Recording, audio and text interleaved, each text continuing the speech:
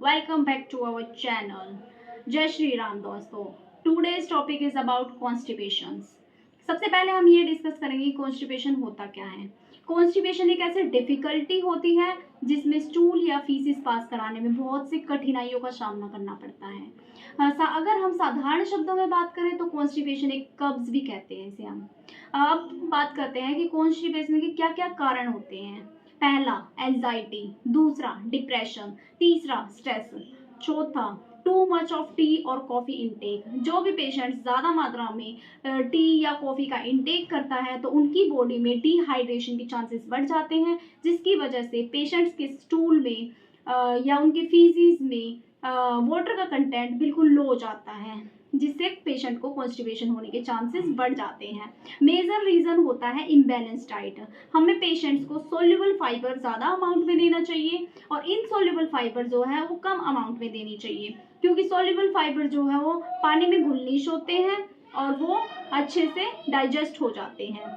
हमें पेशेंट्स को ज़्यादा से ज़्यादा वाटर का इंटेक कराना चाहिए. अब बात आती है हाउ टू प्रिवेंट कॉन्स्टिपेशन. इन भी पेशेंट्स को स्टूल पास कराने में बहुत कठिनाइयों का सामना करना पड़ता है. हमें उन्हें ये प्रेफर करना चाहिए कि उन्हें ज़्यादा से ज़्यादा मात्रा में पानी का इंटेक कराना चाहिए. हम उनकी डाइट में सोल्यूबल फाइबर को ज़्यादा देना चाहिए पेशेंट को. इनसोल्यूबल फाइबर जो है उनको कम देना चाहिए. अगर आपको कॉन्स्टिपेशन लंबे समय तक है तो आपको पाइल्स होने के चांसेस बढ़ जाते हैं, तो आप डॉक्टर की सलाह लें, डॉक्टर से संपर्क करें. अब बात आती है कि डाइट प्लान. हम किस हिसाब से अपने डाइट प्लान को चेंज करके कॉन्स्टिपेशन से प्रिवेंट कर सकते हैं, कैसे फाइट कर सकते हैं. हमें पेशेंट को, अगर जिस भी पेशेंट को कॉन्स्टिपेशन की तकलीफ है तो उन्हें अर्ली मॉर्निंग को चिया सीड्स, लेमन वाटर, गोंद कतीरा और दे सकते हैं, क्योंकि इनमें सोल्यूबल फाइबर का कंटेंट ज़्यादा अमाउंट में होता है as comparison to insoluble fibre. हम पेशेंट को चॉकलेट भी दे सकते हैं, क्योंकि इसमें 70% तक चोको कंटेंट होता है और यह क्या काम करता है, कॉन्स्टिपेशन के चांसेस को रिलीव कराने में मदद करता है. Breakfast.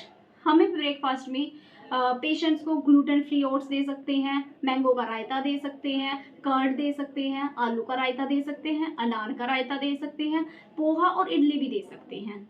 Mid morning infused water का इंटेक कराएं ज़्यादा से ज़्यादा.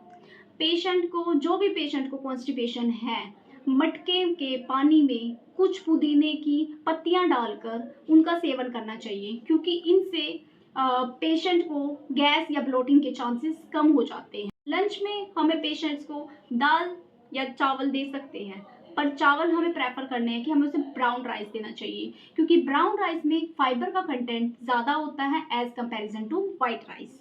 बट दोनों में, वाइट और ब्राउन राइस, ग्लाइसेमिक इंडेक्स दोनों में सेम होता है, बट ज़्यादा प्रेफर हम ब्राउन राइस करते हैं. और इवनिंग में हम पेशेंट्स को क्या दे सकते हैं, ग्रीन कॉफ़ी दे सकते हैं, चॉकलेट दे सकते हैं, चिया सीड्स दे सकते हैं, गोंद कतीरा दे सकते हैं पेशेंट्स को. लेट इवनिंग में क्या दे सकते हैं हम उसे, varieties of fruits. Fruits patients को ज़्यादा देने चाहिए, क्योंकि फ्रूट्स में सोल्यूबल फाइबर ज़्यादा होता है, जिससे कॉन्स्टिपेशन के चांसेस कम हो जाते हैं. और डिनर में हमें उसे लाइट फूड देने चाहिए, क्योंकि लाइट फूड ही देने चाहिए, क्योंकि उसके सेवन से कॉन्स्टिपेशन के चांसेस कम हो जाते हैं. जैसे सूप हो गया, मल्टीग्रेन रोटी दे सकते हैं हम पेशेंट्स को. हमें पेशेंट्स को मतलब चाय नहीं देनी है, ज़्यादातर तो यही प्रेफर होता है कि चाय और कॉफ़ी का इंटेक नहीं कराएं. अगर पेशेंट्स को ज़्यादा ही चाय पीने का मन हो तो हम उससे 2 या 3 कप दे सकते हैं पर डे, बट उससे ज़्यादा नहीं दे सकते, क्योंकि उसकी बॉडी में डिहाइड्रेशन की कमी हो जाती है. Thank you. अगर आपको ये वीडियो हेल्पफुल लगे तो please like, share and subscribe the channel.